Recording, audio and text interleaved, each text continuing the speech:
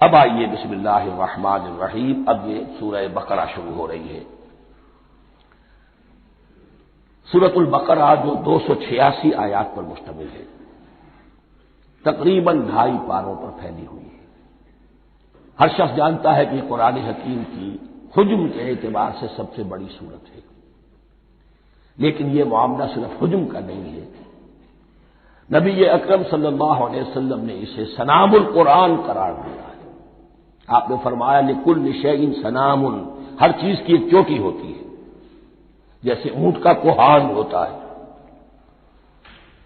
وسنام القرآن البقرہ، سنام القرآن، قرآن کی چوٹی جو ہے وہ سورۃ البقرہ ہے۔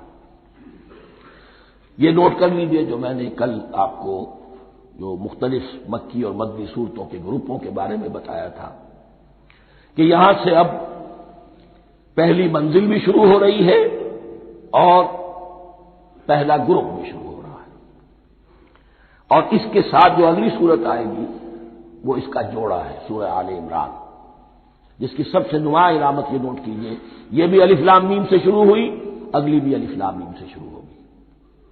اس کے بعد 2 صورتیں مدنی اور ہیں، لیکن ان دونوں میں نہ حروف مقطعات ہے نہ کوئی اور تمہیدی کلام ہے، براہ راست خطاب سورہ نساء میں یا ایھا الناس اور سورہ مائدہ میں یا ایھا الذین آمنوا، کوئی تمہیدی بات نہیں، کوئی حروف مقطعات نہیں، براہ راست خطاب۔ وہ ایک جوڑا ہے سورہ نساء اور سورہ مائدہ، اور یہ ایک جوڑا ہے سورہ بقرہ اور سورہ آل عمران۔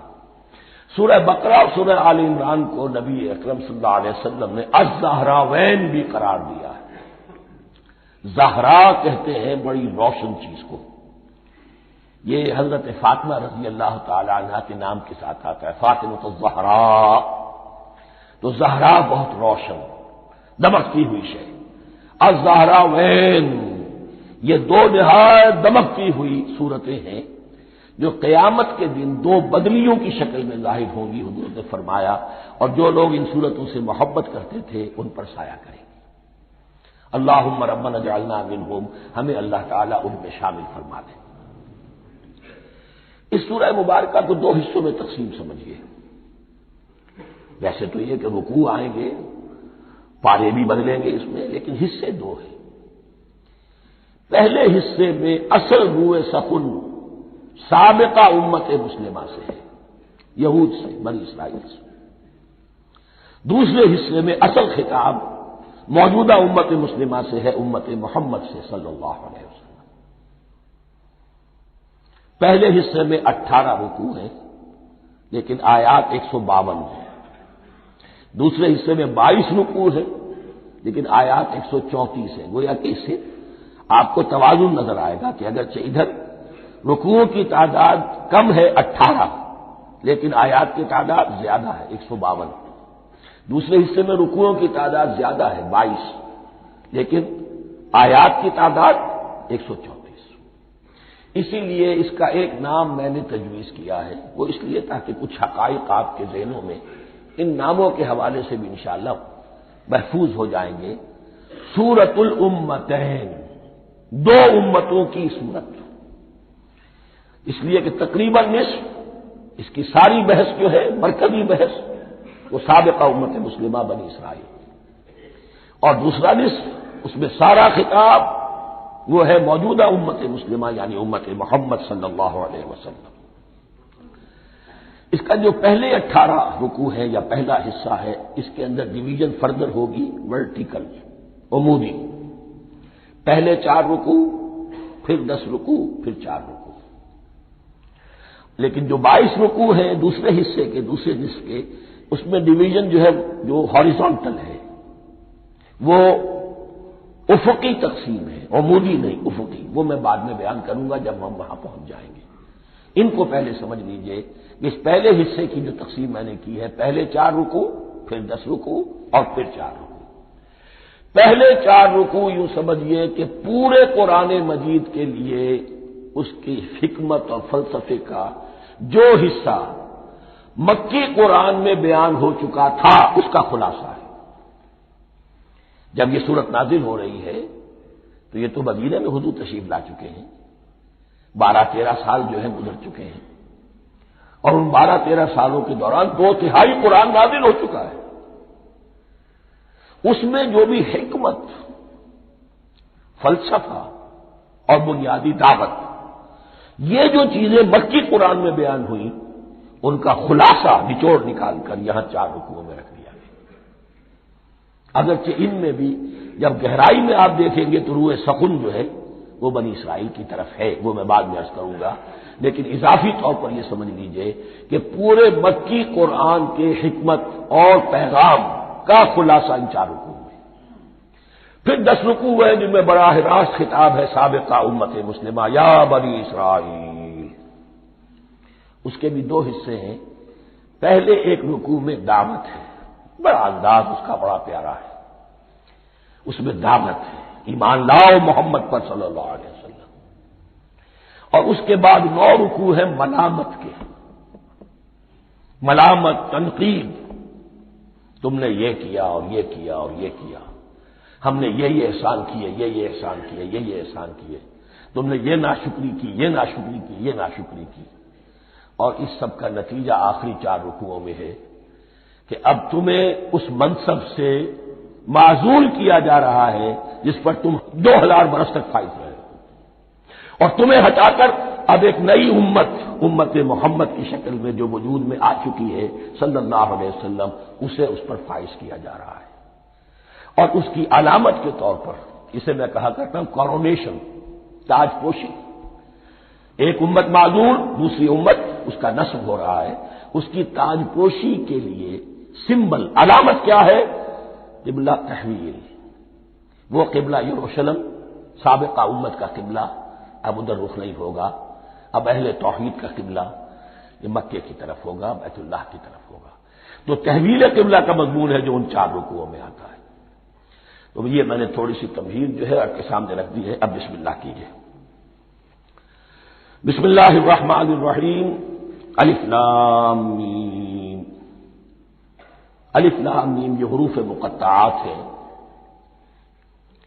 یہ علیحدہ علیحدہ پڑھے جاتے ہیں، علم نہیں پڑھ سکتے اس کو۔ الف لام میم، ہا میم ہے، ہا علیحدہ میم علیحدہ، اگرچہ لکھے ہوئے ہوتے ہیں جڑے ہوئے، کاف ہا یا عین صاد لکھے ہوئے جڑے ہوئے پڑھے جائیں گے علیحدہ علیحدہ، قطع علیحدہ کرنا۔ تو حروف مقطعات، ان کے بارے میں ایک بات تو جو ہے اجماعی ہے، سب کے نزدیک مسلم ہے، ان کا کوئی حتمی مفہوم اور ان کے حتمی معنی کسی کو معلوم نہیں سوائے اللہ اور اس کے رسول کے۔ اس معنی میں یوں بھی کہا گیا یہ کوڈ ورڈز ہیں، جیسے کہ کوئی میسیجز جو ہیں ادھر ادھر بھیجے جاتے ہیں، سیکرٹ میسیجز، تو کچھ کوڈ ورڈز ہوتے ہیں جس سے سمجھ میں آتا ہے کہ یہ بات واقعتاً صحیح سورس سے آ رہی ہے، واللہ عالم۔ لیکن اس کا کوئی مفہوم اور اس کے معنی جو ہے وہ اتفاق اس پر ہے، اگرچہ بعض حضرات نے کچھ اپنی سی کوشش کی ہے، کچھ مفہوم جو ہے بنانے کی، وہ اپنی جگہ پر ہے، لیکن یہ کہ کسی حضرت عبداللہ ابن عباس رضی اللہ تعالی عنہما نے بعض ایسی کوششیں کی ہیں، لیکن ان کی رائے کو بھی ان کی ذاتی رائے سمجھا گیا ہے، امت نے اسے قبول نہیں کیا۔ اجماع اور کنسنسس اسی پر ہے کہ اس کے معنی اور مفہوم کسی کو معلوم نہیں سوائے اللہ اور اس کے رسول کے۔ البتہ بعض چیزیں ایسی ہیں کہ وہ اگر نوٹ کر لی جائیں تو شاید آئندہ ہے اس میں کچھ راز کھلنے کے امکانات پیدا ہو جائیں۔ دیکھیے عربی زبان کے جو الفابیٹس ہیں ان کی تعداد 29 ہے یا 28 ہے، میں بتا چکا ہوں۔ الف اور حمزہ کو ایک سمجھے تو 28 ورنہ 29۔ پہلی بات یہ نوٹ کیجئے، قرآن حکیم کی 114 سورتوں میں سے 29 سورتوں میں ان کے شروع میں یہ حروف مقطعات آئے ہیں۔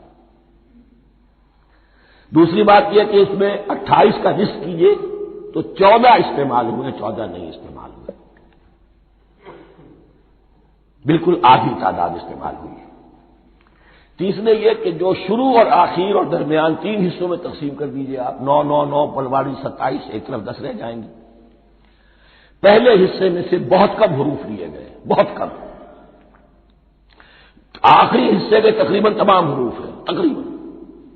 درمیانی حصہ وہ ہے کہ جس میں آپ نے دیکھا ہے کہ عربی میں جوڑوں کی شکل میں ہے، صاد ضاد، فرق کیا ہے نقطے کا، سین شین فرق کیا ہے نقطوں کا، را زا فرق کیا ہے نقطے کا۔ تو جو بھی نقطے والا لفظ ہے وہ نہیں لیا گیا، اور جو بغیر نقطے کے غیر منقوط ہے وہ لیا گیا۔ پھر اس میں 3 صورتیں ہیں جن میں ایک ایک حرف آیا ہے، سورہ قاف، سورہ نون، سورہ صاد۔ پھر صورتیں ہیں جن میں 2 آئی ہیں، جن میں 3 آئے ہیں، پھر 4 آئے ہیں۔ 2 ہی صورتیں ہیں جن میں 4 ہیں، اور 2 ہی صورتیں جن میں 5 ہیں۔ تو یہ ہے صرف یوں سمجھیے کہ اعداد و شمار۔ اس کے حوالے سے کچھ آدمی غور کرے تو شاید کوئی بات نکلے۔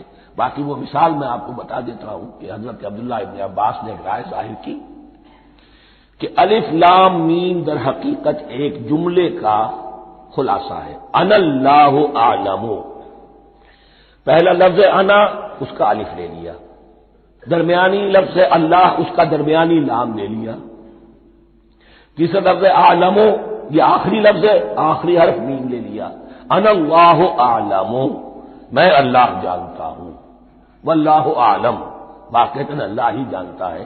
یہ حضرت عبداللہ ابن عباس کی رائے ہے، لیکن اگرچہ انہیں حبر الامت مانا گیا ہے، لیکن یہ کہ ان کی اس رائے کو بھی اکثر و بیشتر مفسرین نے قبول نہیں کیا۔ اب جو پہلے 2 رکوع ہیں اس سورہ بقرہ کے، ان کے بارے میں تعویل عام اور تعویل خاص کا ایک بڑا بنیادی فرق ہے جو نوٹ کر لینا چاہیے۔ جس وقت یہ صورت نازل ہو رہی ہے، میں عرض کر چکا ہوں کہ 12 سال ہو چکے تھے حضور کو اپنا فریضہ نبوت و رسالت ادا کرتے ہوئے۔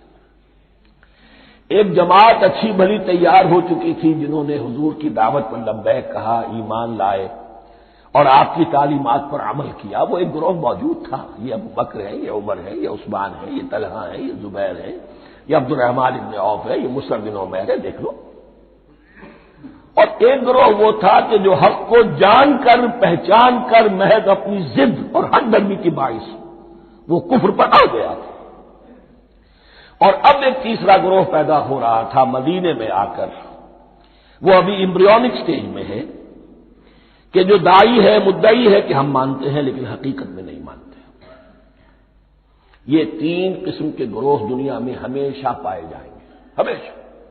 اب اسے میں اس کو لا رہا ہوں تعویل عام کی طرف۔ جب بھی کبھی کوئی دعوت اٹھے گی انقلابی، ایک ہوتا ہے وعظ و نصیحت، ٹھیک ہے، جس نے بھی فائدہ اٹھایا اٹھا لیا۔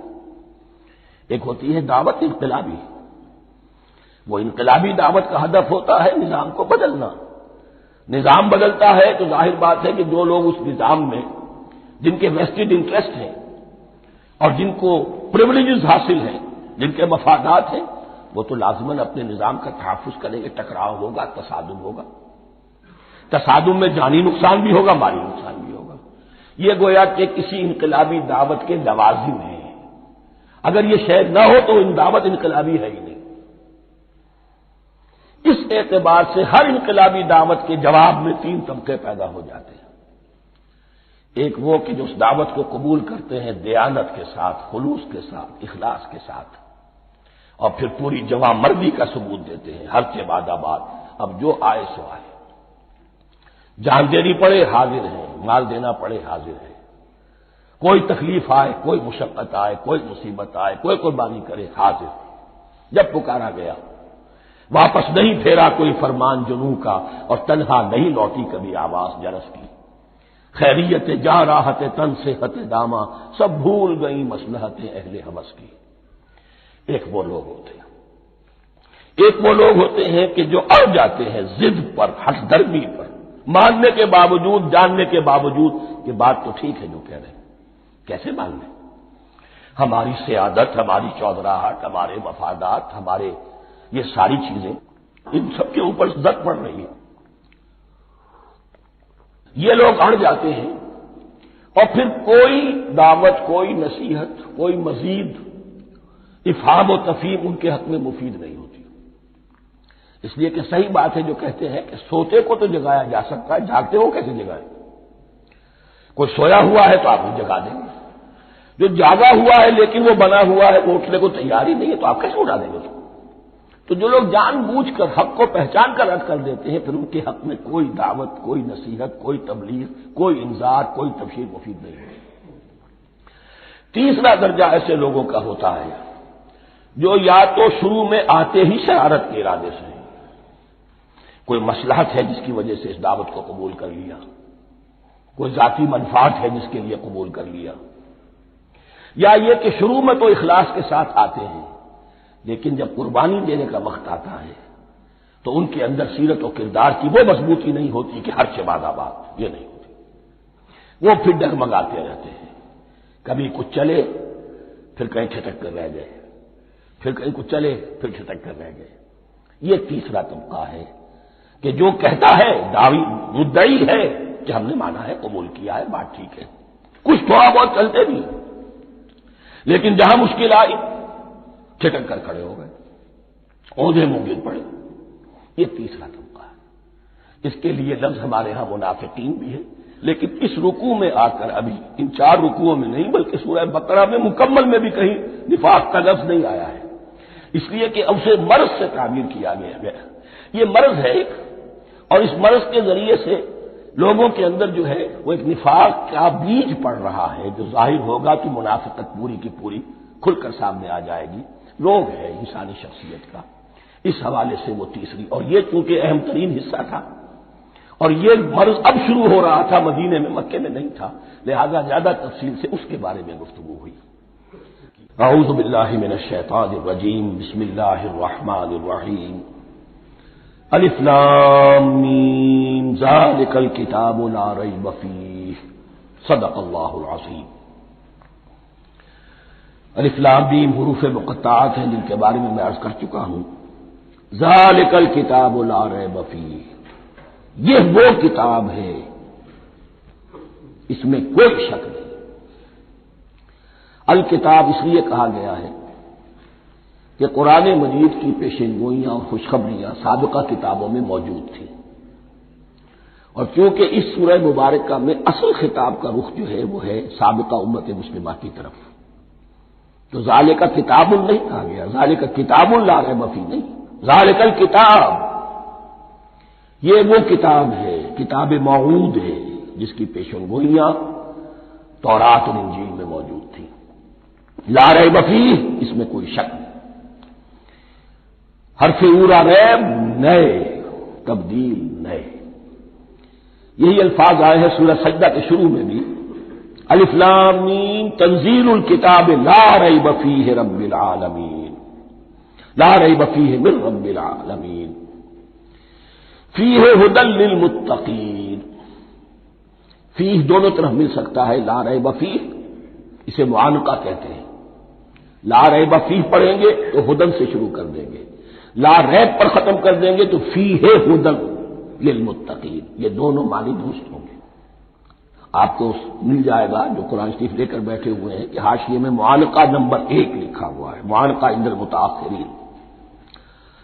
ھدی للمتقین یہ ہدایت ہے، رہنمائی ہے اہل تقوی میں جو بچنا چاہیں۔ تقوی کا اصل مفہوم سمجھ لیجئے، بقا یقین، کسی کو بچانا، تقوی خود بچنا۔ جن لوگوں کے اندر فطرت سلیمہ ہوتی ہے ان میں اخلاقی حس موجود ہوتی ہے، وہ بری چیز سے بچنا چاہتے ہیں، بھلی کو حاصل کرنا چاہتے ہیں، وہ لوگ ہیں کہ جو گویا کہ اس قرآن کا اصل مخاطب ہے، وہی اس سے استفادہ کر سکیں گے۔ الذین یؤمنون بالغیب، اب ان کے کچھ اوصاف، یہ اصل میں بہت زیادہ واضح ہوتا ہے تعویل خاص کے اعتبار سے کہ دیکھ لو درخت کو اپنے پھل سے پہچانتے ہیں، اس قرآن کے پھل موجود ہیں نا، یہ ابو بکر اور عمر اور عثمان اور علی کون ہیں؟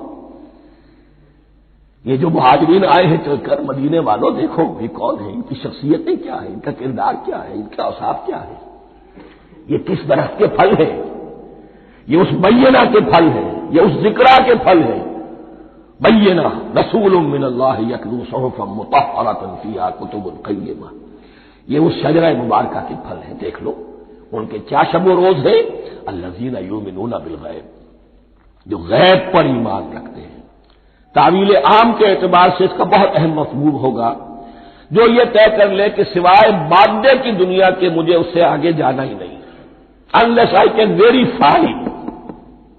آپ کو معلوم ہے کہ میٹیریل جو حقائق ہے وہ تو آپ ویریفائی کر سکتے ہیں، آنکھ سے دیکھ سکتے ہیں، کان سے سن سکتے ہیں، ویریفائڈ ہے۔ جو یہ سمجھ لے گا کہ اس کے بیونڈ کچھ نہیں ہے، اس کے لیے قرآن میں کوئی ہدایت نہیں۔ ہدایت قرآنی کا نقطہ آغاز یہ ہے کہ انسان یہ سمجھ لے کہ جو اصل حقیقت ہے وہ مستور ہے، نگاہوں سے چھپی ہوئی ہے۔ سامنے جو کچھ نظر آ رہا ہے، ایک انگلستان کے بہت بڑے فلسفی کی کتاب کا عنوان ہے appearance and reality, reality and appearance, Bradley کی کتاب۔ اپیئرنس جو کچھ نظر آ رہا ہے یہ حقیقت نہیں، حقیقت اس کے پیچھے ہے۔ اور کنفیوشس کا ایک جملہ ہے جو بہت بڑا حکیم اور فلسفی تھا، چین کا بہت بڑا حکیم اور فلسفی، اور ہو سکتا ہے کہ نبی ہو، واللہ عالم، ہم کہہ نہیں سکتے۔ اس کی تعلیم بڑی اخلاقی تعلیم ہے، اور اس کا جملہ سنیے، یہ یؤمنون بالغیب کی اس سے زیادہ صحیح تصریح ممکن نہیں۔ There are certain things, there's nothing more real than what cannot be seen. And there's nothing more certain than what cannot be heard. وہ حقائق جو آنکھوں سے نہیں دیکھے جا سکتے اور کانوں سے نہیں سنے جا سکتے، ان سے زیادہ یقینی اور واقعی حقائق اور کوئی نہیں۔ There's nothing more real than what cannot be seen. And there's nothing more certain than what cannot be heard. الذین یؤمنون بالغیب ویقیمون الصلاۃ، نماز قائم کرتے ہیں، ومما رزقناہم ينفقون، اور جو کچھ ہم نے انہیں دیا ہے اس میں سے خرچ کرتے ہیں، خیر میں، بھلائی میں، نیکی میں، ابنائے نو کی حاجات کو رفع کرنے میں، لوگوں کی تکلیفیں دور کرنے میں، خود اللہ کے لیے، اللہ کی رضا جوئی کے لیے، اللہ کو قرض حسنہ دیتے ہوئے۔ والذین یؤمنون بما انزل الیک وما انزل من قبلک، اور وہ کہ جو ایمان رکھتے ہیں اس پر بھی جو آپ پر نازل کیا گیا ہے محمد صلی اللہ علیہ وسلم، اور اس پر بھی کہ جو آپ سے پہلے نازل کیا گیا۔ یہ بہت اہم الفاظ ہیں، اس لیے کہ عام طور پر آج کل ہمارے ہاں یہ خیال پھیلا ہوا ہے کہ یہ تورات اور انجیل کے پڑھنے کا کوئی فائدہ نہیں، کوئی ضرورت نہیں، کوئی ضرورت نہیں کی حد تک تو شاید بات صحیح ہو، لیکن کوئی فائدہ نہیں، یہ بالکل غلط ہے۔ یہ ابتدا ہے قرآن کی، اور کس قدر اہتمام کے ساتھ کہا جا رہا ہے، ایمان صرف قرآن پر نہیں، اس پر بھی کہ جو اس سے پہلے نازل کیا گیا۔ اور سورہ نساء کی آیت، اور سورہ نساء نازل ہوئی ہے کہیں جا کر سن 6 ہجری میں، یا ایھا الذین آمنوا آمنوا باللہ ورسولہ والکتاب الذی نزل علی رسولہ والکتاب الذی انزل من قبل۔ تو اس سے ایمان جو ہے تورات پر اور انجیل پر اور زبور پر اور صحف ابراہیم پر، اجمالی ایمان کی جو اہمیت ہے اس کو اچھی طرح سمجھ لیجیے۔ البتہ یہ ہے کہ چونکہ ہم سمجھتے ہیں اور جانتے ہیں کہ ان کتابوں میں تحریف ہو گئی ہے، لہذا ان کتابوں کی کوئی شے قرآن پر حجت نہیں ہوگی، جو چیز قرآن سے ٹکرائے گی ہم اس کو رد کر دیں گے، ان کتابوں کی کسی شے کو دلیل کے طور پر نہیں لائیں گے۔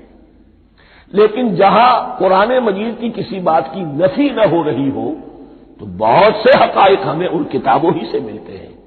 انبیاء کے مابین جو زمانی ترتیب ہے، کرونالوجیکل آرڈر جو ہے، وہ تو ہمیں تورات سے ملتا ہے، قرآن میں تو نہیں۔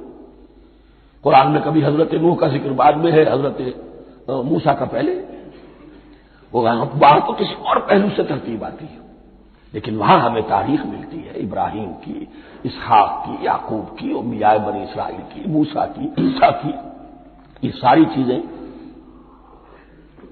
تو اس کی اہمیت جو ہے اس کو سمجھ لیجئے۔ والذین یؤمنون بما انزل الیک وما انزل من قبلک وبالآخرۃ هم یوقنون، آخرت پر وہ یقین رکھتے ہیں۔ نوٹ کرنے والی بات کیا ہے کہ باقی سب چیزوں کے لیے لفظ ایمان آیا، آخرت کے لیے ایقان کیوں؟ واقعہ یہ ہے کہ انسان کے عمل کے اعتبار سے سب سے زیادہ مؤثر شے ایمان بالآخرہ ہے۔ ایمان بالآخرہ ہے تو عمل سیدھا رہے گا کہ ہاں مجھے جواب دہی کرنی ہے، جانا ہے، اٹھنا ہے، اللہ کے حضور حاضری ہے۔ اگر یہ یقین ہے تو عمل صحیح ہوگا۔ اس میں کمی ہو گئی تو توحید جو ہے وہ بھی بس ایک عقیدہ، ایک ڈوگما بن کے رہ جائے گی۔ ایمان بالرسالت بھی بدعات کو جنم دے گا، عید میلاد نبی بنا لیجئے اور کچھ عشقیہ اشعار کہہ دیجئے، نعتیہ اشعار کہہ دیجئے، اللہ اللہ خیر صلی اللہ، یہ ایمان بالرسالت کے مظہر ہوں گے۔ عمل انسان کا درست ہوتا ہے آخرت کے یقین کے ساتھ. وبالآخرۃ ہم یوقنون، آخرت پر انہی کا یقین ہے، انہی کا یقین ہے. یہ حصر بھی ہے اس اعتبار سے کہ یہودی میں مدعی تھے کہ ہم آخرت پر یقین رکھتے ہیں، یہاں کنٹراسٹ دکھایا جا رہا ہے آخرت پر یقین رکھنے والے یہ لوگ ہیں. اور تعویل خاص کے اعتبار سے وہ لوگ موجود ہیں تمہاری نگاہوں کے سامنے. 13 برس کی محنت کی کمائی محمد رسول اللہ صلی اللہ علیہ وسلم کی اس کتاب کی، یتلو علیہم آیاتہ ویزکیہم ویعلمہم الکتاب والحکمہ، اس کا جو نتیجہ ہے وہ تمہارے سامنے. اولئک علی ھدی من ربہم، یہ وہ لوگ ہیں جو اپنے رب کی طرف سے ہدایت پر ہیں. وہ ابتدائی ہدایت بھی ان کے پاس تھی اور یہ تکمیلی ہدایت بھی، قرآن پر بھی ان کا یقین پورا ہے اور محمد کا اتباع بھی وہ کر رہے ہیں. وَأُولَٰئِكَ هُمُ الْمُفْلِحُونَ، اور یہی وہ لوگ ہیں جو فلاح پانے والے ہیں. فلاح کا لفظ بھی قرآن مجید کی بڑی اہم اصطلاح ہے. منزل مراد کو پہنچ جانا، کسی باطنی حقیقت کا عیا ہو جانا. اسی لیے اس پر پھر گفتگو انشاءاللہ ہوگی سورہ مومنون کے شروع میں. لیکن یہ کہ فلاح پانے والے، کامیاب ہونے والے اصل میں یہی لوگ ہیں. تو گویا کہ تعویل خاص میں صحابہ کرام کی طرف اشارہ ہو گیا، تعویل عام میں ہر شخص کو بتا دیا گیا اگر قرآن کی ہدایت سے مستفید ہونا ہے تو یہ اوصاف اپنے اندر پیدا کرو. اب دوسرا گروہ، ان الذین کفروا سواء علیہم انذرتہم ام لم تنذرہم لا یؤمنون، یقیناً جن لوگوں نے کفر کیا، اور یہاں مراد کیا ہے؟ جو کفر پر اڑ گئے. اس کو ہم تعویل عام میں نہیں لے سکتے، اس لیے کہ اگر تو ہم اس کو عام میں لے لیں گے تو اس کے معنی تو یہ ہوں گے جس شخص نے کسی وقت کفر کیا اب وہ ہدایت پر آ ہی نہیں سکتا. نہیں، یہ بات نہیں ہے. کوئی کفر میں ہے، وہ غالطے کی بنا پر ہے، عدم توجہی کی بنا پر ہے، حق اس پر واضح نہیں ہوا ہے اس لیے ہے، تو آپ اسے سمجھائیں گے، انذار و تبشیر سے اسے فائدہ ہو جائے گا، واضح و نصیحت سے اسے فائدہ ہو جائے گا. ایک وہ ہے کہ جو حق کو سمجھ کر پہچان کر اور پھر اڑ گئے، ضد کی وجہ سے، ہٹ دھرمی کی وجہ سے، تعصب کی وجہ سے، تکبر کی وجہ سے، حسد کی وجہ سے. ان الذین کفروا، ایسے لوگوں کا معاملہ کیا ہے؟ سواء علیہم انذرتہم ام لم تنذرہم لا یؤمنون، برابر ہے ان کے لیے خواہ آپ انہیں سمجھائیں خواہ نہ سمجھائیں، ڈرائیں نہ ڈرائیں، انذار فرمائیں نہ کریں، لا یؤمنون، وہ ایمان لانے والے نہیں. وہی بات جو میں نے کہی تھی کہ سوتے کو جگایا جا سکتا ہے، جاگتے کو کیسے جگائیں. ختم اللہ علی قلوبہم وعلی سمعہم وعلی ابصارہم غشاوہ، ان کے دلوں پر اللہ نے مہر کر دی ہے. کیوں کر دی ہے؟ یہ ابتداء مہر نہیں ہوئی، جب حق کو پہچان کر انہوں نے رد کر دیا، اس کی پاداش میں، اس کی سزا کے طور پر. ختم اللہ علی قلوبہم، اللہ نے ان کے دلوں پر مہر کر دی ہے، وعلی سمعہم، اور ان کی سماعت پر بھی، وعلی ابصارہم غشاوہ، اور ان کی آنکھوں کے سامنے پردہ پڑ چکا ہے. یہ مضمون سورہ یاسین کے شروع میں پھر آئے گا بہت شر و بست کے ساتھ. وَلَهُمْ عَذَابٌ عَظِيمٌ، اور ان کے لیے تو اب بہت بڑا عذاب ہے. یہ دوسرا گروہ ہو گیا. ایک رکوع میں 2 کو سمیٹ لیا گیا، کل ابھی 7 آیتیں ہوئی ہیں. ایک وہ گروہ جس نے قرآن مجید کی دعوت سے صحیح استفادہ کیا، ان میں طلب ہدایت کا مادہ موجود تھا، ان کی فطرتیں سلیم تھیں، ان کے سامنے دعوت آئی، قبول کی، اور قرآن کے بتائے ہوئے راستے پر چلے. وہ گلے سرسبد ہیں، وہ شجرہ قرآنی کے نہایت مبارک اور مقدس وہ اس کے پھل ہیں. ایک گروہ وہ ہے جس نے حق کو پہچانا لیکن اس کو رد کر دیا اپنے تعصب یا ہٹ درمی کی وجہ سے. ان کا ذکر آ گیا بہت اختصار کے ساتھ، اس لیے کہ ان کا ذکر آپ کو بہت تفصیل سے مکی صورتوں میں ملے گا. اب آیا تیسرا گروہ، وَمِنَ النَّاسِ، اور لوگوں میں کچھ ایسے بھی ہیں، مَن يَقُولُ آمَنَّا بِاللَّهِ وَبِالْيَوْمِ الْآخِرِ وَمَا هُم بِمُؤْمِنِينَ، جو کہتے تو یہ ہے کہ ہم ایمان رکھتے ہیں اللہ پر بھی اور یوم آخر پر بھی، مگر وہ حقیقت میں مومن نہیں ہے. یہاں ایک بات سمجھ لیجئے، اکثر و بیشتر مفسرین نے اس تیسری کیٹیگری کے بارے میں یہی رائے قائم کی ہے کہ یہ منافقین مذکور ہے. یہاں اگرچہ لفظ منافق یا لفظ نفاق نہیں آیا یہاں، لیکن مولانا نیاسر اصلاحی صاحب نے ایک رائے ظاہر کی ہے جو بڑی قیمتی ہے، وہ یہ کہ یہاں ایک کردار کا نقشہ کھینچ دیا گیا ہے، غور کرنے والے غور کر لیں، دیکھ لیں، جس پر بھی وہ چسپاں ہو جائے۔ اور بالفعل جب یہ آیات نازل ہو رہی تھی تو دو طبقات پر یہ کردار نگاری جو ہے، یہ جو شخصیت کا ہیولہ کھینچا جا رہا ہے، وہ دو کے اوپر راست آ رہا تھا۔ ایک علماء یہود، وہ بھی کہتے تھے کہ ٹھیک ہے محمد جو کہہ رہے ہیں ہم بھی اللہ کو مانتے ہیں، آخرت کو بھی مانتے ہیں، اسی لیے یہاں رسالت کا ذکر نہیں ہے۔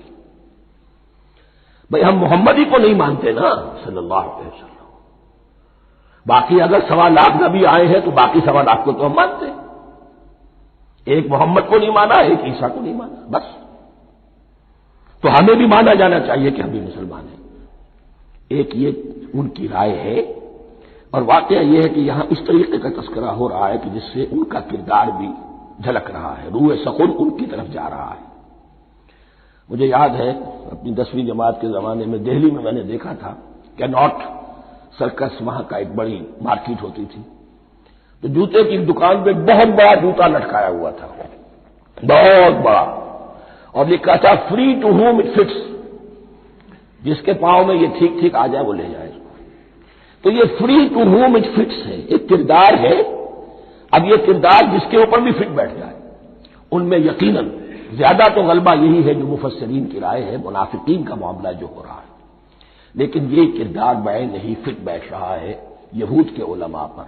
اور یہ بھی نوٹ کر لیجئے کہ جو مدینہ منورہ میں نفاق کا جو پودا پروان چڑھا ہے، بلکہ پودا نہیں کہنا چاہیے، جھاڑ جھکاڑ جو پروان چڑھا ہے، وہ یہودیوں کے زیر اثر، جیسے جنگل کے اندر بڑے بڑے درخت بھی ہوتے ہیں اور اندر جو ہے نیچے جھاڑیاں بھی ہوتی ہیں، تو یہ نفاق کا جھاڑ جھکاڑ جو ہے وہ یہودی علماء کا جو پودا تھا اور بہت بڑا تھا، اس میں کوئی شک نہیں، اس کے سائے میں پروان چڑھا ہے۔ ان دونوں میں معنوی ربط بھی ہے۔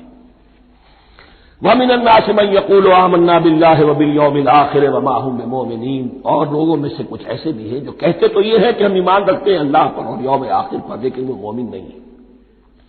يُخَادِعُونَ اللَّهَ وَالَّذِينَ آمَنُوا وَمَا يَخْدَعُونَ إِلَّا أَنفُسَهُمْ، وہ دھوکہ دینے کی کوشش کر رہے ہیں اللہ کو اور اہل ایمان کو۔ لیکن یخادعون جو ہے یہ باب مفعلہ ہے، باب مفعلہ میں کشمکش ہوتی ہے، کشاکش ہوتی ہے، لہذا ترجمہ میں نے کیا کوشش کر رہے ہیں۔ وما یخدعون الا انفسهم، یہ ثلاثی مجرد میں آ گیا، اور نہیں دھوکہ دے رہے مگر صرف اپنے آپ کو، یہ یقینی ہے اپنے آپ کو تو دھوکہ دے رہے ہو، لیکن یہ کہ اللہ اس کے رسول کو اور اللہ اور اہل ایمان کو دھوکہ نہیں دے سکتے۔ سورہ نساء کی آیت نمبر 142 میں یہ کھل کر منافقین کے بارے میں یہی الفاظ آئے ہیں، ان المنافقین یخادعون اللہ وہو خادعهم، یقیناً منافقین جو ہے وہ اللہ کو دھوکہ دینے کی کوشش کر رہے ہیں اور اللہ انہیں دھوکہ دے رہا ہے۔ فی قلوبہم مرض، ایک لفظ اور رہ گیا، وما یشعرون، انہیں اس کا شعور نہیں ہے۔ یہ بہت اچھی طرح نوٹ کر لیجیے، منافقین کی بھی اکثریت وہ تھی جنہیں اپنے نفاق کا شعور نہیں تھا، وہ اپنے تئیں سمجھتے تھے اپنے آپ کو مسلمان، وہ کہتے تھے یہ بے وقوف لوگ ہیں، محمد رسول اللہ کے بارے میں کہتے تھے یہ خام خواہ جو ہے انہوں نے لڑائی بھڑائی مول لے لی ہے اہل مکہ کے ساتھ، کیا ضرورت ہے، امن کے ساتھ جو ہے بات کرنی چاہیے۔ وہ سمجھتے تھے کہ ہم خیر خواہ ہیں، ہم بھلی بات کہہ رہے ہیں، یہ بے وقوف لوگ ہیں، دیکھتے نہیں کہ کس سے ٹکرا رہے ہیں، ہاتھ میں اسلحہ نہیں ہے اور لڑائی کے لیے جا رہے ہیں، تو بے وقوف تو یہ ہے۔ لیکن وہ سمجھتے تھے کہ ہم تو بڑے مخلص ہیں، ہم مسلح ہیں، تو ما یشعرون بہت ضروری ہے۔ بعض لوگ منافق ایسے بھی تھے کہ جو اسلام میں داخل ہی ہوتے تھے دھوکہ دینے کی خاطر، اور ان پہ پہلے دن سے واضح ہوتا تھا کہ ہم مسلمان نہیں ہیں، ہم نے اسلام کا لبادہ اوڑھا ہے صرف دھوکے کے لیے۔ اس کا ایک ذکر سورہ آل عمران میں آئے گا، لیکن اکثر و بیشتر منافقین دوسری طرح کے تھے جنہیں اپنے نفاق کا شعور حاصل نہیں تھا۔ فی قلوبہم مرض، ان کے دلوں میں ایک روگ ہے، بیماری ہے۔ یہ روگ اور بیماری کیا ہے؟ ایک لفظ میں اس کو تعبیر کیا جائے، کردار کی کمزوری۔ Weakness of character. ایک شخص وہ ہوتا ہے کہ جو سمجھتا ہے یہ حق ہے، حق کے بعد آباد، اب جو ہو سو ہو. ایک حق کو حق پہچان کر رد کر دیتا ہے، وہ کافر ہو گیا. ایک حق کو حق پہچان کر آیا تو صحیح، لیکن ویکنیس آف کیریکٹر کی وجہ سے قوت ارادی کمزور ہے. آخرت بھی چاہتے ہیں، دنیا کو بھی ہاتھ سے دینے کو تیار نہیں. یہاں کا بھی کوئی نقصان نہ ہو اور آخرت کا بھی سارا بھلا ہمیں مل جائے. یہ وہ لوگ ہیں در حقیقت کہ اس کو کہا روگ. فی قلوبہم مرض فزادہم اللہ مرضا، تو اللہ نے ان کے مرض میں اضافہ کر دیا. یہ اللہ کی سنت ہے. آپ حق پر چلنا چاہیں، حق کا راستہ آپ کے لیے آسان کر دے گا. آپ برائی کی طرف جانا چاہیں، بڑی سے بڑی برائی آپ کے لیے ہلکی ہوتی چلی جائے گی. کوئی خاص بات ہی نہیں، چلو یہ بھی کر گزرو، جب یہ کر لیا تو یہ بھی کر گزرو. اور اگر آپ بین لٹکنا چاہیں تو اللہ اسی پہ چھوڑ دیتا ہے. ٹھیک ہے، آپ سمجھتے ہیں ہم کامیاب ہو رہے ہیں. ہم نے مسلمانوں کو بھی دھوکہ دے لیا، وہ ہمیں مسلمان سمجھتے ہیں. اور یہودیوں کو بھی دھوکہ دے لیا، وہ سمجھتے ہیں کہ ہم ان کے ساتھی ہیں، تو سمجھا کامیاب ہو رہے ہیں. حقیقت میں کامیابی نہیں. فی قلوبہم مرض فزادہم اللہ مرضا ولہم عذاب علیم بما کانوا یکذبون، اور ان کے لیے تو دردناک عذاب ہے. عذاب العظیم کا لفظ آیا تھا اوپر کفار کے لیے، وَلَهُمْ عَذَابٌ عَظِيمٌ 7ویں آیت ختم ہوئی. اور عذاب علیم کا لفظ آیا یہاں، ان کے لیے دردناک المناک عذاب ہے. بما کانوا یکذبون، بسبب اس جھوٹ کے جو وہ بول رہے تھے. وَإِذَا قِيلَ لَهُمْ لَا تُفْسِدُوا فِي الْأَرْضِ، اور جب ان سے کہا جاتا تھا مت فساد کرو زمین میں. مراد کیا ہے اس سے؟ کہ جب محمد کو مان لیا کہ اللہ کے رسول ہیں، اب ٹھیک ٹھیک پیروی کرو، ان کے پیچھے چلو. ان کا حکم ہے تو جنگ کے لیے نکلو. ان کی طرف سے تقاضا آتا ہے مال پیش کرو. اور اگر تم اس سے کتراتے ہو تو فساد مچا رہے ہیں، جماعتی زندگی کے اندر فتنہ و فساد پیدا کرو. وَإِذَا قِيلَ لَهُمْ لَا تُفْسِدُوا فِي الْأَرْضِ قَالُوا إِنَّمَا نَحْنُ مُصْلِحُونَ، وہ کہتے تھے نہیں ہم تو صلح کرانے والے ہیں، اصلاح کرنے والے ہیں. ہم چاہتے ہیں لڑنا بڑنا کوئی اچھی بات نہیں ہے، ٹکراؤ تصادم یہ کوئی اچھے کام تھوڑا ہی ہے. بس ٹھنڈے ٹھنڈے دعوت دیتے رہو، جو چاہے قبول کر لے، جو چاہے رد کر دے. خواہ یہ ٹکرانا اور یہ جنگ کرنا اور اللہ کے دین کو غالب کرنے کے لیے یہ قربانی دو اور یہ مصیبت جھیلو اور یہ مشقت برداشت کرو اور یہ چیز چھوڑو اور یہ ترک کرو، یہ کانے کے لیے. وَإِذَا قِيلَ لَهُمْ لَا تُفْسِدُوا فِي الْأَرْضِ قَالُوا إِنَّمَا نَحْنُ مُصْلِحُونَ أَلَا إِنَّهُمْ هُمُ الْمُفْسِدُونَ وَلَٰكِن لَّا يَشْعُرُونَ. آگاہ ہو جاؤ کہ وہی ہے مفسد، فساد پھیلانے والے. اس لیے کہ محمد رسول اللہ کی دعوت ہے زمین میں اصلاح کے لیے. اس اصلاح کے لیے کچھ آپریشن کرنا پڑے گا. مریض اس درجے کو پہنچ چکا ہے کہ آپریشن کے بغیر اس کی شفا نہیں ہوگی. اب اگر تم اس کے راستے میں رکاوٹ بنتے ہو تو در حقیقت تم فساد مچا رہے ہو، لیکن تمہیں اس کا شعور نہیں. الا انہم هم المفسدون ولکن لا یشعرون. پھر دیکھیے نوٹ کیجیے، شعور نہیں ہے. شعوری نفاق اور شے ہے، غیر شعوری نفاق ہے کہ جس کا یہ سارا تذکرہ ہو رہا ہے. وَإِذَا قِيلَ لَهُمْ آمِنُوا كَمَا آمَنَ النَّاسُ، اور جب ان سے کہا جاتا ہے ایمان لاؤ جیسے دوسرے لوگ ایمان لائے. آخر دیکھو دوسرے یہ اہل ایمان ہیں، جب بلاوا آتا ہے فوراً لبیک حاضر ہوتے، جو بھی ہو. یہ تم جو ہے آخر تم نے اور روش اختیار کی. وَإِذَا قِيلَ لَهُمْ آمِنُوا كَمَا آمَنَ النَّاسُ قَالُوا أَنُؤْمِنُ كَمَا آمَنَ السُّفَهَاءُ. وہ کہتے ہیں کہ کیا ہم ایمان لائے جیسے یہ بے وقوف لوگ ایمان لائے. انہیں تو اپنے نفع کی فکر، نہ نقصان کی فکر، نہ خطرات کا کوئی خیال، نہ اندیشوں کا کوئی گمان. جان جائے، مال جائے، اولاد کو چھوڑ دیں، گھر بار چھوڑ کے آ گئے ہیں. ان سے بڑے بے وقوف کون ہوں گے؟ بال بچے چھوڑ آئے ہیں کفار مکہ کے رحم و کرم پر، سرداران قریش جو چاہے ان کے ساتھ کریں. تو یہ تو بے وقوف لوگ ہیں. آج کل آپ کہتے ہیں ایسے لوگوں کو فینیٹکس ہیں. یہ فینیٹکس ہے. دیکھ بھال کر چلنا چاہیے، دائیں بائیں دیکھ کر چلنا چاہیے، نفع نقصان کا خیال کر کے چلنا چاہیے. چاہے حق ہے ٹھیک ہے، لیکن بہرحال اپنی مصلحتوں کو بھی اور اپنی اہل و عیال کی مصلحتوں کو بھی دیکھنا چاہیے. یہ لوگ تو معلوم ہوتا ہے کہ بالکل دیوانے ہو گئے، فینیٹکس ہو گئے. وَإِذَا قِيلَ لَهُمْ آمِنُوا كَمَا آمَنَ النَّاسُ قَالُوا أَنُؤْمِنُ كَمَا آمَنَ السُّفَهَاءُ أَلَا إِنَّهُمْ هُمُ السُّفَهَاءُ وَلَٰكِن لَّا يَعْلَمُونَ. آگاہ ہو جاؤ کہ وہی بے وقوف ہیں لیکن انہیں علم نہیں ہے.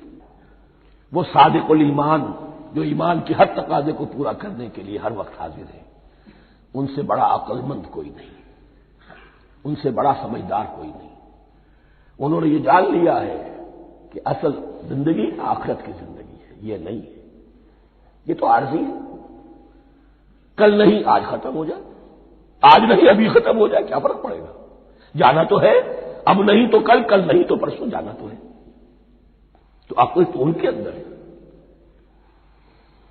الا انہم هم السفہاء ولکن لا یعلمون واذا لقوا الذین آمنوا قالوا آمنا. اور جب یہ ملتے ہیں ان سے جو اہل ایمان ہیں تو کہتے ہیں ہم بھی ایمان رکھتے ہیں. اب یہ ان دونوں پر آئے گا. عام جو یہودی تھے وہ بھی کہتے تھے کہ ہم بھی تو آخر اللہ کو مانتے ہیں، آخرت کو مانتے ہیں. اور منافق تو تھے ہی جو رسول کو بھی مانتے تھے.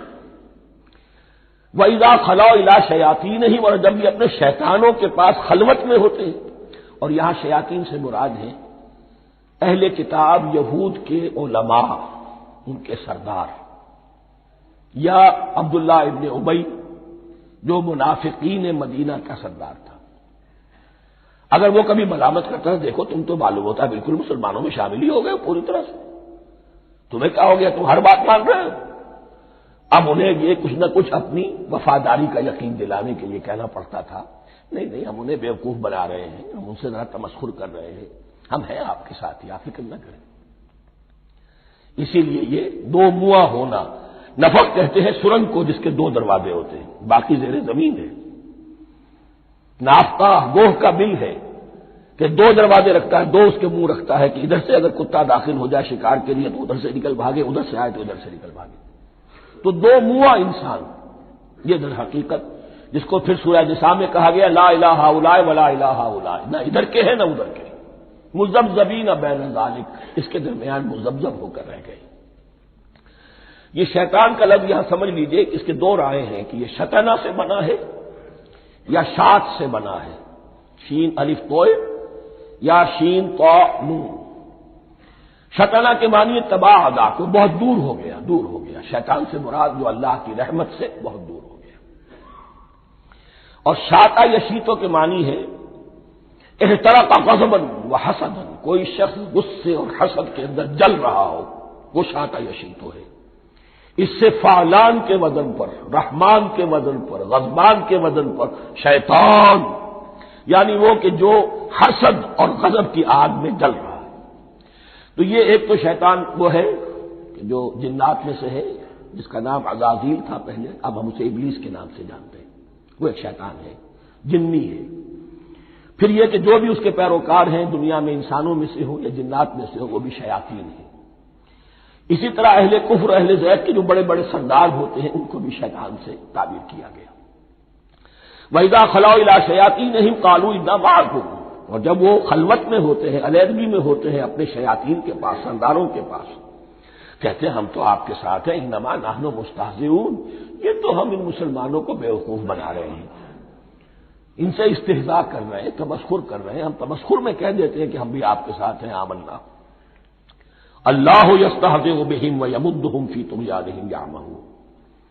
حقیقت کیا ہے کہ اللہ ان کا مذاق اڑا رہا ہے اور ان کو ڈھیل دے رہا ہے کہ وہ اپنے عقل کے اندھے پن میں بڑھتے چلے جائیں. اللہ تعالیٰ جیسا میں نے عرض کیا رسی دراز کرتا ہے. کچھ تو غلط راستے پر جانا تو جاؤ بھائی، فوراً تو نہیں پکڑتا، اگر فوراً پکڑ لے تو سیدھا ہو جائے گا. چلتے جاؤ، جانا چاہتے جاؤ. تو ان کو بھی رسی دراز کر رہا ہے اللہ. لیکن یہ کہ اللہ یستہزئ بہم، یہ سمجھتے ہیں کہ مسلمانوں کا مذاق اڑا رہے ہیں، اصل میں مذاق ان کا اڑ رہا ہے اللہ کے نزدیک. وَيَمُدُّهُمْ فِي طُغْيَانِهِمْ يَعْمَهُونَ. اب یہاں ذرا نوٹ کر لیجئے یہ دو لفظ آئیں گے، عین میم اور ہا، امر ہے کے ساتھ. ایک ہے عین میم اور یا، امر. تو عین اور میم تو مشترک ہے یا آخر میں فرق ہوگا. عین میم اور ہا ہوگا، اس کے معنی عقل کا اندھا. دل کا اندھا، آنکھیں تو ہے لیکن دل کا اندھا ہے، عقل کا اندھا ہے. اور عین میم یا جو آنکھوں کا اندھا ہو، عمیٌ اندھے، اعمیٰ اندھا. تو یہاں فرمایا انا معکم انما نحن مستہزئون اللہ یستہزئ بہم ویمدہم فی طغیانہم یعمہون. اللہ ان کو اس جو ان کی عقل کے اندھے پن میں جو یہ بڑھتے چلے جا رہے ہیں، اللہ بھی ان کی رسی دراز کر رہا ہے تاکہ یہ جہاں تک جانا چاہتے چلے جائیں. اولئک الذین اشتروا الضلالۃ بالہدی، یہ وہ لوگ ہیں کہ جنہوں نے ہدایت کے عوض گمراہی خرید لی ہے. دیکھیے بڑا پیارا انداز ہے یہ. ایک شخص کے سامنے دونوں آپشنز تھے، ایک نے گمراہی کو چھوڑا، ہدایت لے لی، چاہے قیمت دینی پڑی، تکلیفیں اٹھانی پڑی، آزمائشوں میں سے گزرنا پڑا، قربانیاں دینی پڑی، ہدایت لی. اور ایک شخص نے ہدایت دے کر گمراہی لے لی. آسانی تو ہو گئی، فوری تکلیف سے تو بچ گئے، لا الہ ہؤلاء ولا الہ ہؤلاء دونوں طرف سے اپنے آپ کو بچا لیا. لیکن حقیقت میں سب سے زیادہ گھاٹے کا سودا یہی ہے. اولئک الذین اشتروا الضلالۃ بالہدی، ہدایت دے کر اور ضلالت خرید لی، فما ربحت تجارتہم، تو ان کی تجارت ان کے حق میں ہرگز مفید نہیں ہوئی.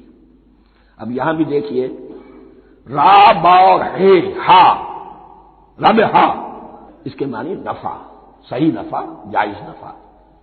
را با اور وا ربا وہ سود، وہ بھی اضافہ ہے، وہ بھی بڑھوتری ہے لیکن وہ حرام ہے. ایک ہے تجارت کے اندر جو نفع ہو جائے وہ ربح ہے، را با اور ہا یہ نفع ہے جو جائز نفع ہے. را با اور وا ربا یہ کیا ہے؟ یہ سود ہے، یہ حرام ہے. را اور با مشترک ہے، آگے ہا آگے اور با اس کا فرق ہے. فما ربحت تجارتہم وما کانوا مہتدین، ان کی تجارت ان کے حق میں ہرگز مفید نہیں ہوئی اور نہیں ہے اب یہ ہدایت پانے والے. مثلہم، اب یہاں دو تمثیلیں آ رہی ہیں بڑی پیاری. پہلی تمثیل ہے کفار کے بارے میں، دوسری تمثیل ہے یہ بین والے لوگوں کے بارے میں. پہلوں کے لیے کیا تمثیل ہے؟ مثلہم کمثل الذی استوقد نارا، ان کی مثال اس شخص کی سی ہے جس نے آگ روشن کی. ایک نقشہ کھینچا جا رہا ہے، اندھیری شب ہے جدا اپنے قافلے سے ہے تو، تیرے لیے ہے میرا شعلہ نوا قندیل. اندھیری شب ہے، قافلہ بھٹک رہا ہے. کچھ لوگ بڑی ہمت کرتے ہیں، اندھیرے میں بھی ادھر ادھر سے لکڑیاں جمع کرتے ہیں اور آگ روشن کر دیتے ہیں. لیکن عین اس وقت جب آگ روشن ہوتی ہے کچھ لوگوں کی بینائی سلب ہو جاتی ہے. پہلے وہ اندھیرے میں اس لیے تھے کہ روشنی نہیں تھی، اب وہ اندھیرے کے اندھیرے میں رہ گئے کہ روشنی تو خارج میں آ گئی، اپنی اندر کی روشنی گل ہو گئی، بصارت سلب ہو گئی. یہ مثال ہے ان کفار کی کہ حضور کی آمد سے پہلے سب بھٹک رہے تھے، کوئی حقیقت واضح نہیں تھی، قافلہ انسانیت بھٹک رہا تھا اندھیری شب میں. محمد الرسول اللہ آئے، انہوں نے آگ روشن کر دی، اب راستہ کھل گیا، ہدایت واضح ہو گئی. لیکن کچھ ضد یا تعصب یا تکبر یا حسد کی بنیاد پر کچھ لوگوں کی اندر کی بینائی ظاہر ہو گئی، تو وہ تو ویسے کے ویسے بھٹک رہے ہیں جیسے پہلے اندھیرے میں تھے، ویسے اب اندھیرے میں ہے. روشنی میں آنے والے تو وہ ہیں، دیکھ لو جن کا ذکر سب سے پہلے ہوا ہے. مثلہم کمثل الذی استوقد نارا، اس شخص کی سی ہے کہ جس نے آگ روشن کی. فلما اضاءت ما حولہ، جب اس آگ نے اپنے ماحول کو گردا گرد کو روشن کر دیا، ذهب اللہ بنورہم، اللہ ان کی نور بصارت کو لے گیا، سلب کر لیا اللہ نے. وترکہم فی ظلمات لا یبصرون، اور چھوڑ دیا انہیں ان اندھیروں کے اندر کہ وہ کچھ نہیں دیکھتے. صم بکم عمی فہم لا یرجعون، اسم کہتے ہیں بہرے کو، سم جمع ہے اس کی، سمن. اب کمو کہتے ہیں گونگے کو، بکمن اس کی جمع ہے. آما کہتے ہیں اندھے کو، عمیٌ اس کی جمع ہے. یہ بہرے ہیں، گونگے ہیں، اندھے ہیں. فہم لا یرجعون، اب یہ لوٹنے والے نہیں. یہ کون ہے؟ ابو جہل ہے، ابو لہب ہے، ولید بن مغیرہ ہے، عقبہ ابن ابی معیط ہے. یہ سب کے سب ابھی زندہ ہے جب یہ آیات نازل ہو رہی ہیں.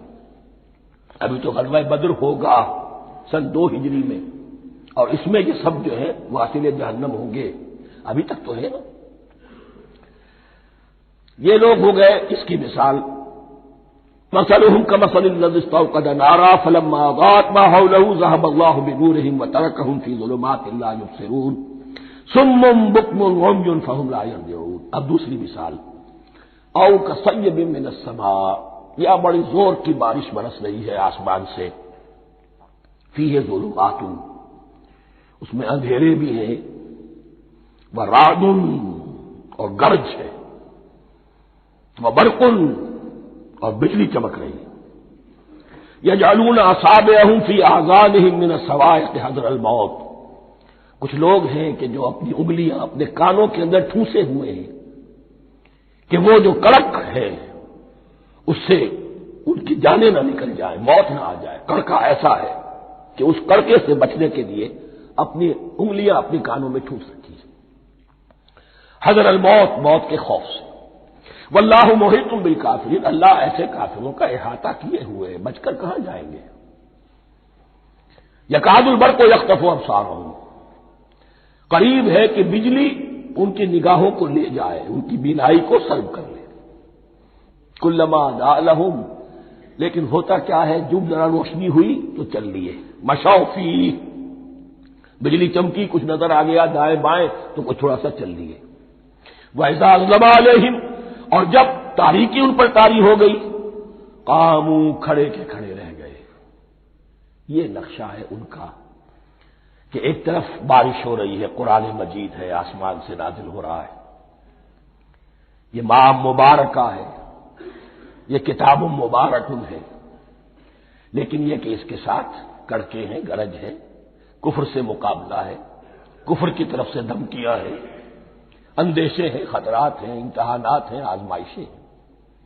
ذرا کہیں حالات کچھ بہتر ہوئے، کچھ جسے بریدنگ سپیس کہتے ہیں ملی تو تھوڑا سا چل لیے، ہم بھی مسلمان ہیں، کوئی خاص موقع نہیں ہے، کسی جنگ کے لیے بلایا نہیں جا رہا ہے تو بڑھ چڑھ کے باتیں کر رہے ہیں، اپنے ایمان کا اظہار بھی کر رہے ہیں۔ جیسے ہی کوئی آزمائش آئی ٹھٹک کر کھڑے کے کھڑے رہ گئے۔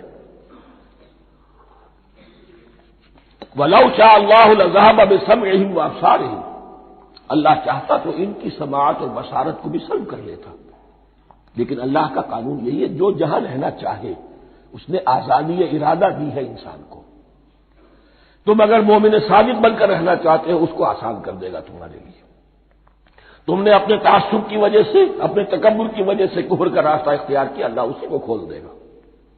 تم بیچ میں لٹکنا چاہتے ہو لٹکتے رہو، اللہ تعالیٰ جو ہے جبرن کسی کو نہ حق پہ لائے گا، نہ جبرن کسی کو باطل پر لے کر جائے گا، اس لیے کہ جبر اگر ہو تو پھر امتحان کا معاملہ ختم، پھر جزا و سزا بیکار ہے، غیر منطقی ہے، غیر معقول ہے۔ ان اللہ علی کل شیء قدیر، یقیناً اللہ تعالیٰ ہر چیز پر قادر ہے۔ یہ 2 رکوع اس اعتبار سے کہ انسانی شخصیتوں کا سمجھنا، اور جیسا کہ میں نے عرض کیا قابل عام ذہن میں رکھیے، جب بھی کبھی کوئی دعوت حق اٹھے گی، اگر وہ واقعتاً کل کے کل حق کی دعوت ہے اور اس میں انقلابی رنگ ہے کہ باطل سے پنجہ آزمائی کرنی ہے، باطل کو نیچا دکھانا ہے، حق کا غلبہ کرنا ہے، تو یہ 3 قسم کے افراد لازماً ہمیشہ وجود میں آ جاتے ہیں۔ ان کو پہچاننا، ان کے کردار کی جو اصل جو اس کے پیچھے پس منظر ہے اس کو جاننا بہت ضروری ہے۔ اب جو تیسرا رکوع آ رہا ہے سورہ بقرہ کا، اس میں قرآن کی دعوت کا خلاصہ ہے۔ قرآن کیا ماننے کی دعوت دیتا ہے، اس کی پکار کیا ہے۔ جیسا کہ میں عرض کر چکا ہوں، 2/3 قرآن پہلے نازل ہو چکا ہے، پس منظر میں ہے۔ ہمارے لیے اس ترتیب مصحف کے اعتبار سے وہ قرآن بعد میں آئے گا، ترتیب نزولی کے اعتبار سے وہ پس منظر میں موجود ہے، لیکن چونکہ یہاں پر مصحف کے اندر یہاں سے آغاز کیا جا رہا ہے، لہذا اس کا خلاصہ جو ہے لب لباب یہ 1 رکوع میں، اور قرآن کے فلسفے کا اور اس کے بعد نہایت ہی اہم جو موضوعات ہیں اور مسائل ہیں ان کا ذکر پھر 4تھے رکوع میں۔ ابھی ہم تیسرا رکوع پڑھ رہے ہیں۔ یا ایھا الناس اعبدوا ربکم الذی خلقکم والذین من قبلکم لعلکم تتقون، اے لوگو بندگی اختیار کرو اپنے اس رب کی، اپنے اس مالک کی جس نے تمہیں پیدا کیا، اور نہ صرف تم کو پیدا کیا، تم سے پہلے جتنے لوگ گزرے انہیں بھی پیدا کیا تاکہ تم بچ سکو۔ یہ قرآن کی دعوت کا خلاصہ ہے، اور یہ نوٹ کر لیجئے یہ تمام انبیاء اور رسل کی دعوت یہی تھی۔ اب جب پڑھیں گے سورہ اعراف پڑھیں گے، سورہ شعراء پڑھیں گے، ایک ایک کا نام لے کر ان اعبدوا اللہ واطیعوہ، ہر رسول کی دعوت یہ تھی اللہ کی بندگی کرو، میری اطاعت کرو۔ یا قوم اعبدوا اللہ ما لکم من الہ غیرہ، اے میری قوم کے لوگوں اللہ کی بندگی کرو، تمہارا کوئی الہ اور معبود اس کے سوا نہیں ہے۔ پھر عضو قرآن یہی عبادت رب انسان کی تخلیق کی غایت ہے، وما خلقت الجن والانس الا لیعبدون، ہم نے جنوں اور انسانوں کو پیدا ہی صرف اس لیے کیا ہے کہ ہماری بندگی کریں۔ لیکن یہاں ایک فرق بہت بڑا ہے، تمام رسولوں کی دعوت یہی ہے، محمد الرسول اللہ کی بھی یہی ہے، لیکن بڑا فرق کیا ہے؟ باقی تمام رسولوں کی دعوت آپ کو ملے گی یا قوم، اے میری قوم کے لوگوں، یہاں ہے یا ایھا الناس، اے بنی آدم، اے بنی نوع انسان۔ معلوم ہوا کہ تمام رسول حضور سے پہلے صرف اپنی اپنی قوموں کی طرف آئے ہیں، پہلے اور آخری اور کامل رسول ہیں اللہ کے محمد صلی اللہ علیہ وسلم، جن کی دعوت آفاقی ہے۔ یا ایھا الناس، یا قوم نہیں، یا ایھا الناس اعبدوا ربکم الذی خلقکم والذین من قبلکم۔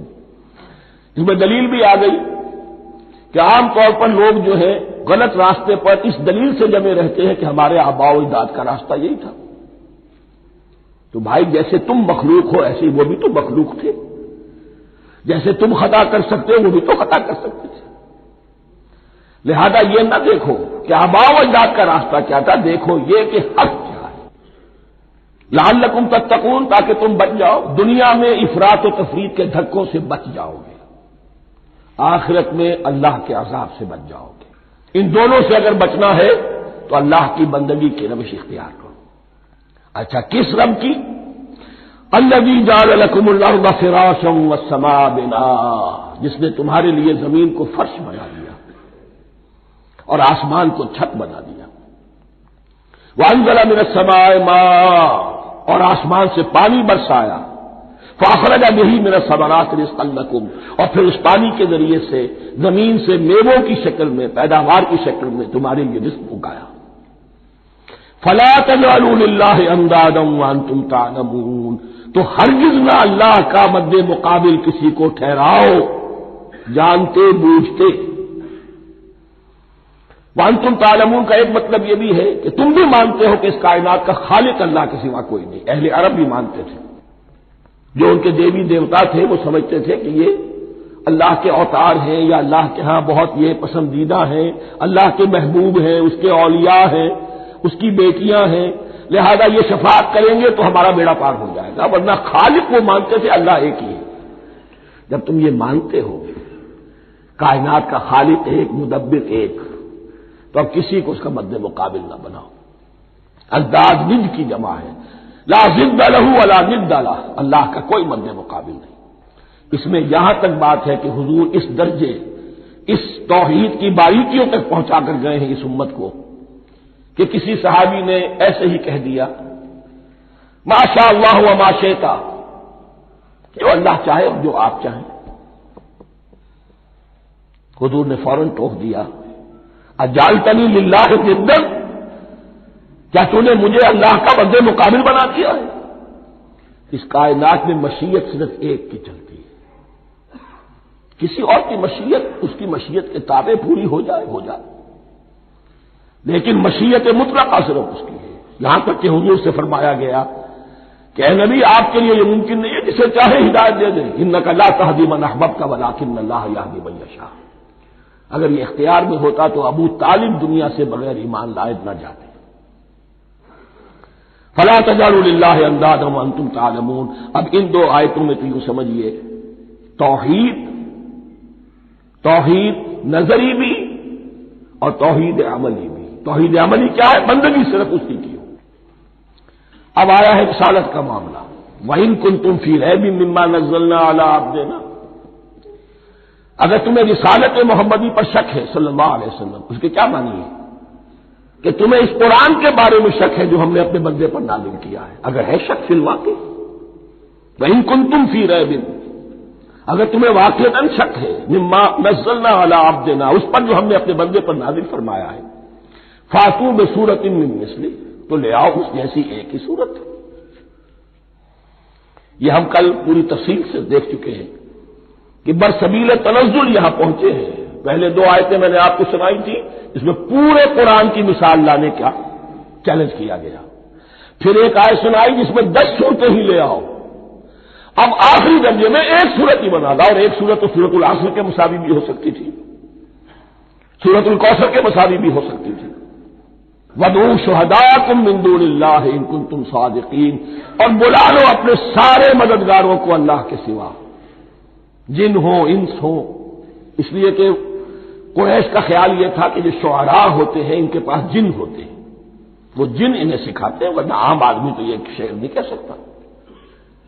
تو تمہارا اگر کوئی گمان ہے کوئی جنات سکھانے والے ہیں، کوئی انسان ہے، خطیب ہے، شعراء ہے، ادیب، سب کو جمع کر، ان کنتم صادقین۔ اب یہ ہے بہت ہی، جس کو میں نے کل کہا تھا، آپ کو یاد ہوگا، قرآن کا انداز کیا ہوتا ہے کہ وہ اپنے اندر جھانکنے کی دعوت دیتا ہے۔ یہ گویا کہ آنکھوں میں آنکھیں ڈال کر یہ کہا جا رہا ہے کہ حقیقت میں تمہیں کوئی شک نہیں ہے، یہ تم بات بنا رہے ہو صرف، اگر واقعی تم شک ہے تو آؤ میدان میں، حقیقت یہ ہے کہ تمہیں شک نہیں ہے، اگر تم سچے ہو فاتوا بسورۃ من مثلہ، تو اس جیسی ایک ہی صورت بنا لاؤ۔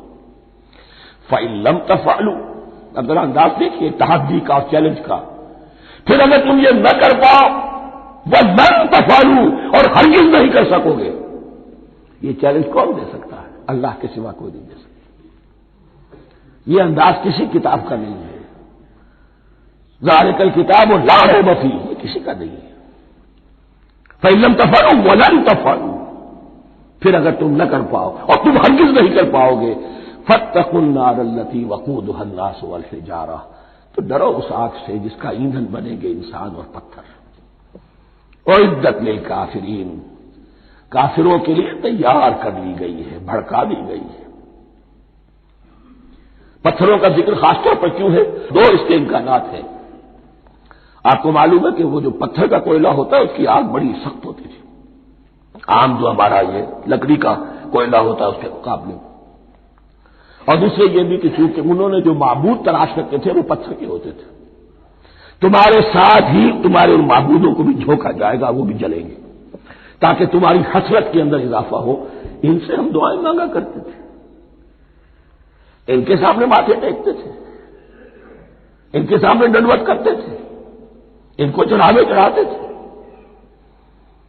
اب یہاں گویا کہ ایمان باللہ توحید، ایمان بالرسالت اور ایمان بالآخرت، فاتقوا النار التي وقودها الناس والحجارہ اعدت للکافرین وبشر الذین آمنوا وعملوا الصالحات، اور بشارت دے دیجیے اے نبی ان لوگوں کو کہ جو ایمان لائے اور جنہوں نے نیک عمل کیے، ان لہم جنات تجری من تحتها الانہار، کہ ان کے لیے وہ باغات ہیں کہ جن کے دامن میں ندیاں بہتی ہوں گی، لفظی ترجمہ ہوگا جن کے نیچے ندیاں بہتی ہوں گی۔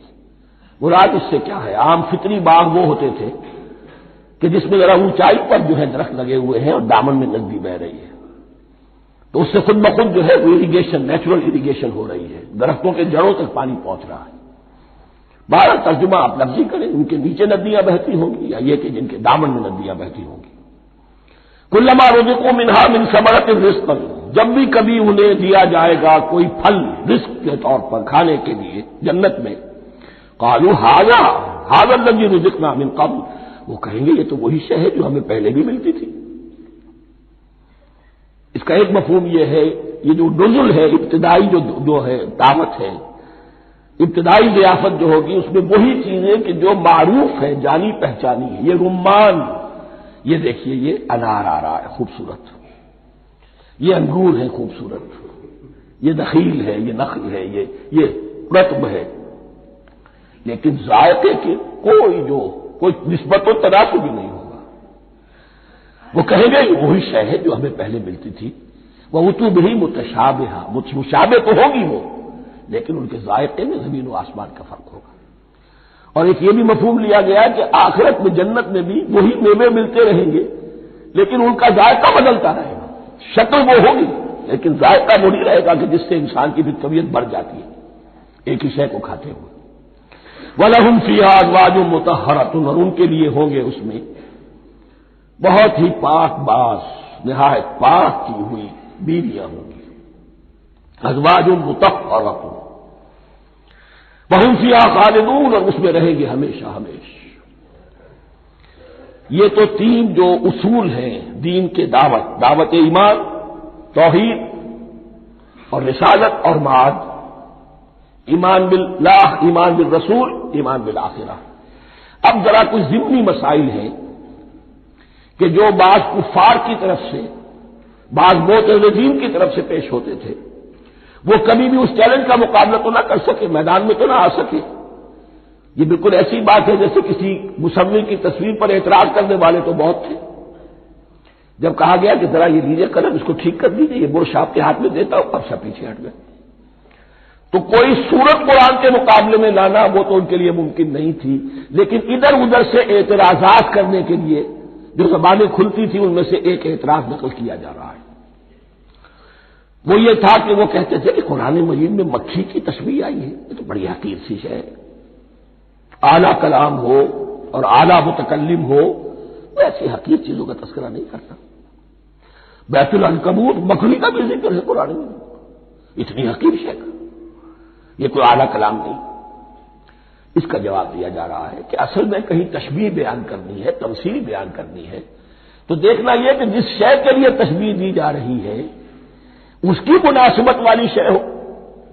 شے کوئی بہت حقیر ہے تو کسی عظمت والی شے سے آخر کیسے تشبیہ دی جائے گی؟ وہ تو کسی حقیر شے سے ہی تشبیہ دی جائے گی، تو جو اصل مقصد ہے تشبیہ کا وہ پورا ہوگا۔ ان اللہ لا یستحیی ان یضرب مثلا ما بعوضۃ فما فوقها، اللہ تعالیٰ کو تو اس میں کوئی جھجک نہیں ہے، کوئی شرم نہیں ہے کہ وہ مچھر کی مثال بیان کرے، تو اس سے اوپر، اب یا فوقها میں دونوں معنی ہو جائیں گے، یعنی کمتر اور حقیر ہونے میں اس سے بھی بڑھ کر، یا یہ کہ اس سے اوپر کی کوئی شے اس کی مثال دینے میں اللہ کو کوئی جھجک نہیں، اس لیے کہ مکھی بھی بہرحال مچھر سے تو ذرا بڑی شے ہے، اس معنی میں بھی ہو سکتا ہے فوقہا، اور فوقہا اس معنی میں بھی کہ اس سے بھی حقیر ہونے میں اس سے بھی بڑھ کر۔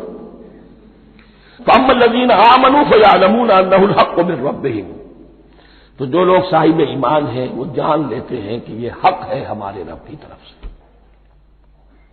وَأَمَّا الَّذِينَ كَفَرُوا، اور جنہوں نے کفر کیا ہے، فَيَقُولُونَ مَاذَا أَرَادَ اللَّهُ بِهَذَا مَثَلًا، یہ کیا مثال اللہ نے دی، کیا ارادہ ہوا اللہ کا اس مثال کے ذریعے سے؟ داغ بہت چڑھا رہے ہیں، اعتراض کر رہے ہیں۔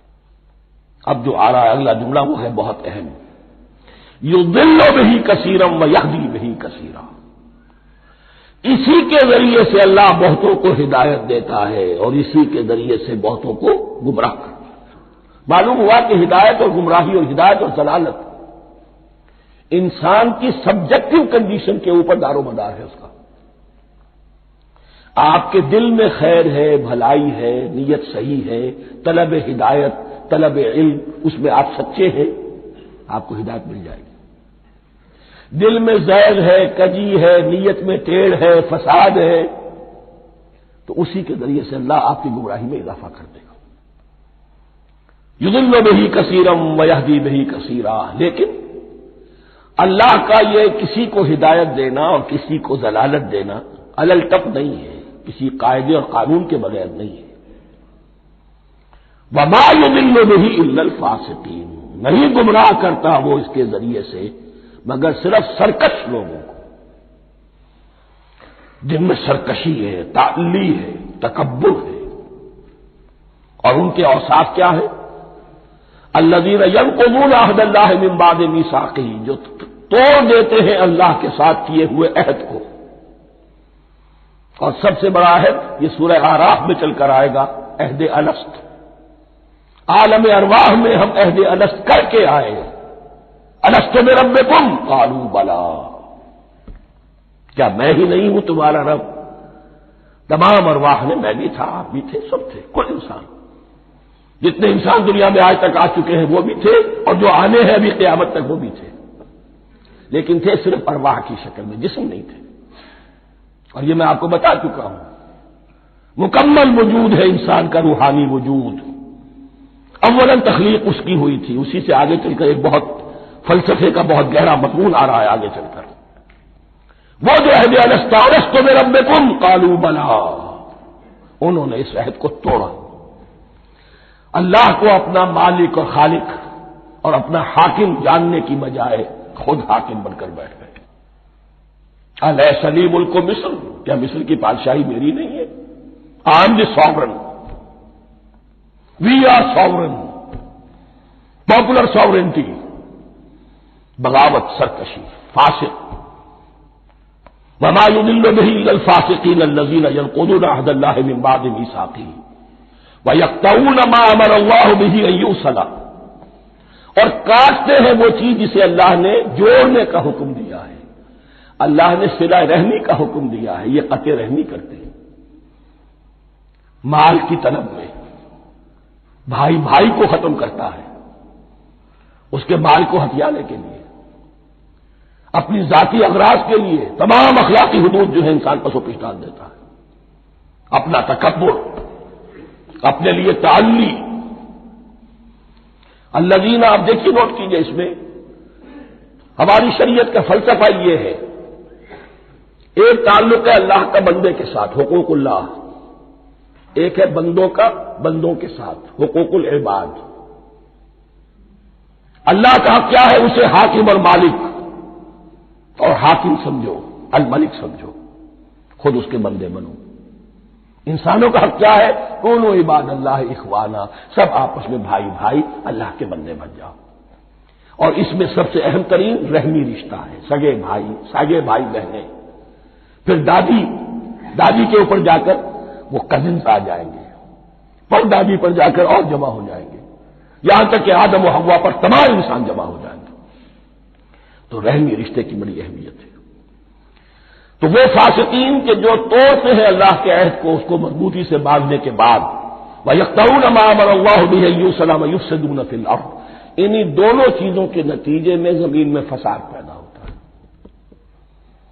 یا اللہ کی اطاعت سے باغی ہو گئے اور یا آپس میں ایک دوسرے کی گردنیں کاٹنے لگے۔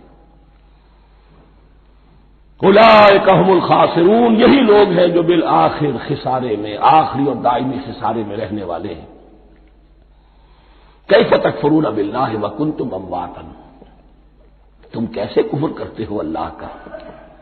بڑا پیارا انداز ہے، وکنتم امواتا، تم مردہ تھے، فاحیاکم، تمہیں زندہ کیا، ثم یمیتکم، پھر تمہیں مارے گا، ثم یحییکم، پھر جلائے گا، ثم الیہ ترجعون، پھر تم اس کی طرف لوٹ جاؤ گے، لوٹا دیے جاؤ گے۔ یہاں وہ بات آ گئی جو آج نگاہوں سے بالکل اوجھل ہو چکی ہے، یہ ہم دنیا میں آنے سے پہلے مردہ تھے، کیا مانی؟ یہ مضمون آ کر اصل میں سورہ غافر یا سورہ مومن میں چل کر اس کی پوری وضاحت ہوگی، لیکن چونکہ یہاں تذکرہ ہو چکا ہے عہد الست کا، ہماری پہلی تخلیق ہوئی عالم ارواح میں، ارواح کی صورت میں، پھر ہمیں سلا دیا گیا، وہ ہماری پہلی موت تھی۔ مردہ جو ہے معدوم نہیں ہوتا، مردہ ہوتا ہے، بے جان ہوتا ہے، سویا ہوا ہوتا ہے، اور موت کو اور نیند کو تشبیہ دی گئی ہے۔ پھر ہمیں اس جسد کے ساتھ یہاں زندہ کیا گیا، پھر موت طاری ہوگی، پھر ہمیں زندہ کیا جائے گا۔ یہ آیت جیسا کہ میں نے عرض کیا بہت بڑی اور بڑی گہری حکمت اور فلسفہ قرآن کی آیت ہے۔ کیسے اللہ کا انکار کرتے؟ کون تم اموات، تم مردہ تھے، سوئی ہوئی ارواح کی شکل میں تھے، فاحیاکم، تمہیں جگایا اس جسد کے ساتھ، زندہ کیا، ثم یمیتکم ثم یحییکم، پھر تمہیں مارے گا، پھر جلائے گا، ثم الیہ ترجعون، پھر تم اس کی طرف لوٹا دیے جاؤ گے۔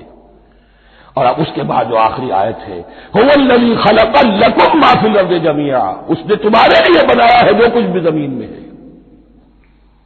اس میں خلافت کا مضمون آ گیا۔ حدیث میں آتا ہے انما الدنیا خلقت لکم وانتم خلقتم للآخرہ، یہ دنیا تمہارے لیے بنائی گئی ہے، تم آخرت کے لیے بنائے گئے ہو۔ هو الذی خلق لکم ما فی الارض جميعا، اس لیے کہ اگلی آیت پھر آ رہی ہے خلافت کی آیت، سارا کچھ زمین میں یہ بستر جو بچھایا اور یہ کائنات کو زمین کو سجایا تمہاری خلافت کے لیے۔ ثم استوى الى السماء فسواهن سبع سماوات، پھر وہ متوجہ ہوا آسمانوں کی طرف اور انہیں 7 آسمانوں کی شکل میں بنا دیا۔ جیسا کہ میں کل عرض کر چکا ہوں، یہ تاحال ابھی یہ آیات متشابہات میں سے ہے، 7 آسمانوں کی کیا حقیقت ہے ہم اس سے ابھی پورے طور سے واقف نہیں۔ وَهُوَ بِكُلِّ شَيْءٍ عَلِيمٌ، اور اسے ہر شے کا علم حقیقی حاصل ہے۔ بارک اللہ لی و لکم فی القرآن العظیم ونفعنی وإیاکم بالآیات والذکر الحکیم۔